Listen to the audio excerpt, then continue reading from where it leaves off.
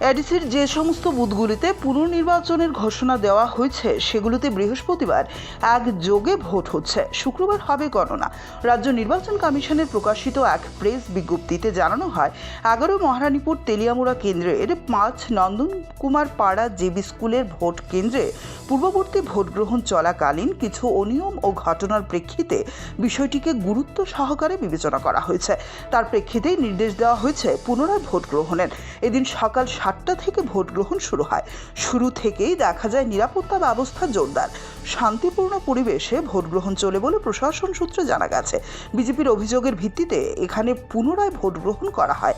যদিও মথার এ নিয়ে আপত্তি রয়েছে। পুনর্ভোটের ব্যাপারে মথার প্রার্থীকে নাকি নির্বাচন কমিশনকে অনেক দেরিতে জানিয়েছে। পুনর্ভোট ঘিরে এলাকায় কৌতূহল ও সতর্কতা দুটিই লক্ষ্য করা গেছে। প্রশাসনের পক্ষ থেকে শান্তিপূর্ণভাবে ভোট প্রক্রিয়া সম্পন্ন করার জন্য সব ধরনের প্রস্তুতি গ্রহণ করা হয়েছে। এই কেন্দ্রে এখন কার ভাগ্যে শিকে ছিঁড়ে সেটাই দেখার। At least 11 মহারানীপুর তেলেমোড়া এডিসি কনস্টিটিউয়েন্সিতে সব সময় পিসফুলি হয়। টু বি অনেস্ট, আমি এখনো বুঝি না কেন এখানে রিপোলিং হয়েছে। আমি খবর পাইছি গত রাত্রে অ্যারাউন্ড 6 PM এ। অ্যাজ পার নোটিফিকেশন 5:15 এটা নোটিফাই হয়েছে। সো আমি জানি না কেন অল অফ এ সাডেন, ওয়েরাস এখানে কোনো প্রবলেম হয়নি ওই দিনে। যা প্রবলেম হয়েছে পুলিং মানে ভোটিং শেষ হওয়ার পরে।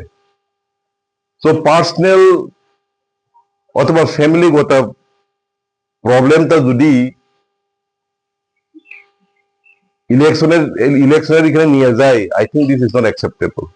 আর একটা কথা, যদি এখানে প্রবলেমই হয়ে থাকে তাহলে কেন 13 তারিখে নোটিফাই করিনি? ঠিক আছে, আমি মানলাম সবাই ব্যস্ত। Why not on 14? Okay, 14 you fail to do that. Why not on 15 সকালে, কেন বিকালে? সো দিস আর অল কি জানি বলবো, কি বলবো, মিথ স্টোরিজ। এখানে কোনো প্রবলেম হয়নি। তবে হ্যাঁ, আমি এখানে গেলাম, বিলও জমাতেও ছিল, খুব পিসফুলি হইতেছে এখন। এস আই সেড, এই কনস্টিটিউয়েন্সিতে সবসময় পিসফুলি হয়, এক্সেপ্ট ওয়ান ইনসিডেন্ট। এটা হলো দীনদয়াল এসবি স্কুল, যে জায়গাতে সাম মিসক্রেন্ট, আমি নাম বলবো না, আমি জানি, রেকর্ডিংও আছে এখানে, পিস্তল নিয়ে ভোটিং, যে যাদের ভোটিং হয়ে যাদের ঢুকতে চাইছিল। এই ছাড়া তো সব পিসফুলি।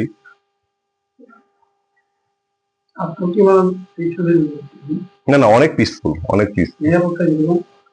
নিরাপত্তা তো আগে থেকেই ডাবল হওয়ার দরকার। আমরা তো চাই যে গত 12 তারিখও যেভাবে এখনো সিকিউরিটি ফোর্স আছে, ওই থেকে আরো ট্রিপল হওয়ার দরকার ছিল।